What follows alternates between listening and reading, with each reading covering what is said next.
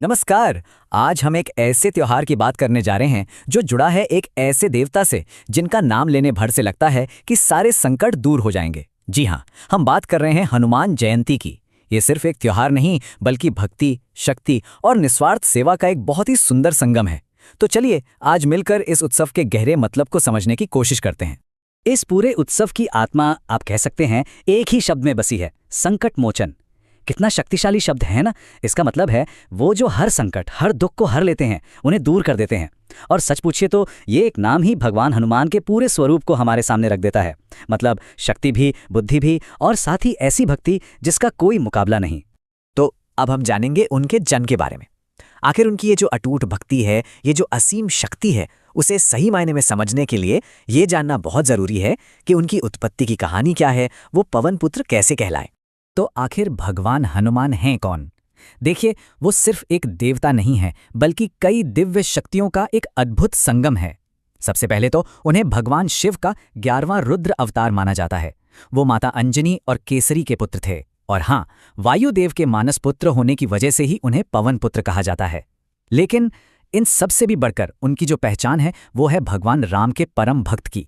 उनका जन्म ही मानो एक महान उद्देश्य के लिए हुआ था कि वो धर्म की स्थापना में प्रभु श्री राम की मदद करेंगे। अच्छा, एक सवाल जो अक्सर लोगों के मन में आता है वो है इसकी तारीख को लेके। तो देखिए, भारत के ज्यादातर हिस्सों में हनुमान जयंती चैत्र महीने की पूर्णिमा यानी कि फुल मून के दिन मनाई जाती है। लेकिन कुछ जगह ऐसी भी हैं जैसे तमिलनाडु और केरल जहां यह त्योहार मार्गशीर्ष के महीने में मनाया जाता है। और ये बात हमारे देश की सांस्कृतिक खूबसूरती को भी दिखाती है ना। तो चलिए अब ये जानते हैं कि इस खास दिन पर जो भक्त हैं वो अपनी श्रद्धा कैसे जताते हैं। क्योंकि ये सिर्फ एक उत्सव का दिन नहीं है बल्कि ये एक मौका है गहरी आध्यात्मिक साधना का।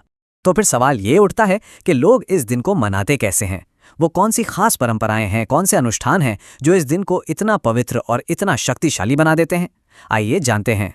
दिन की शुरुआत होती है कुछ बहुत ही खास अनुष्ठानों से। सबसे पहले है शुद्धि और दर्शन। मतलब भक्त सुबह सुबह स्नान करके हनुमान मंदिरों में जाते हैं। इसके बाद आता है चोला अर्पण। इसमें क्या होता है कि सिंदूर और चमेली के तेल का एक लेप मूर्ति पर लगाया जाता है। ऐसी मान्यता है कि सिंदूर हनुमान जी को बहुत प्रिय है और ये उनकी ऊर्जा का प्रतीक भी है। फिर बारी आती है पवित्र पाठ की। हनुमान चालीसा, सुंदरकांड और बजरंग बाण का जाप किया जाता है। और आखिर में बूंदी के लड्डू और इमरती जैसी मिठाइयों का प्रसाद चढ़ाकर इस भक्ति को पूरा किया जाता है। लेकिन देखिए, हनुमान जयंती सिर्फ पूजा पाठ या बाहरी अनुष्ठानों तक ही सीमित नहीं है। असल में ये दिन हमें मौका देता है भगवान हनुमान के चरित्र से मिलने वाली उन शिक्षाओं पर सोचने का जो समय के साथ कभी पुरानी नहीं होती। भगवान हनुमान का जीवन हमें प्रेरणा के 3 बड़े स्तंभ देता है। सबसे पहला है निस्वार्थ सेवा। मतलब बिना किसी निजी स्वार्थ के एक बड़े उद्देश्य के लिए काम करना, ठीक वैसे ही जैसे उन्होंने भगवान राम के लिए किया। दूसरा है उनका अदम्य साहस। ऐसा साहस जो असंभव को भी संभव बना दे, चाहे वो समुद्र लांघना हो या पूरा का पूरा पहाड़ उठा लेना। और तीसरा एक ऐसी खूबी जिसे अक्सर उनकी शक्ति के आगे लोग भूल जाते हैं, और वो है उनका गहरा ज्ञान। वो सिर्फ बलशाली नहीं थे बल्कि शास्त्रों और व्याकरण के भी बहुत बड़े ज्ञाता थे।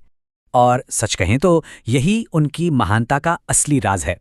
उनकी असली शक्ति सिर्फ उनके बल में नहीं थी बल्कि बल और बुद्धि के इस जबरदस्त संतुलन में थी।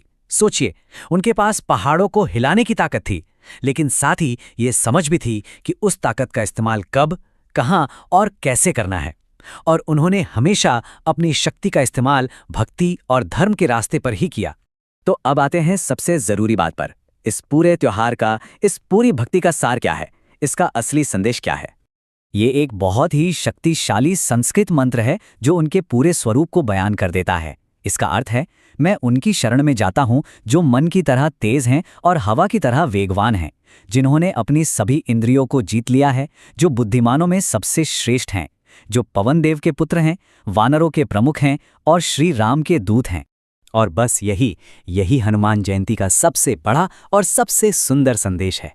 ये त्योहार हमें सिखाता है कि अगर दिल में सच्ची भक्ति हो और इरादों में मजबूती हो तो फिर जीवन में कोई भी बाधा, कोई भी मुश्किल पार की जा सकती है। और ये एक ऐसी सीख है जो आज भी हर किसी के लिए उतनी ही जरूरी है। अगर आपको ये जानकारी पसंद आई तो वीडियो को लाइक करें, शेयर करें और चैनल को सब्सक्राइब करना ना भूलें।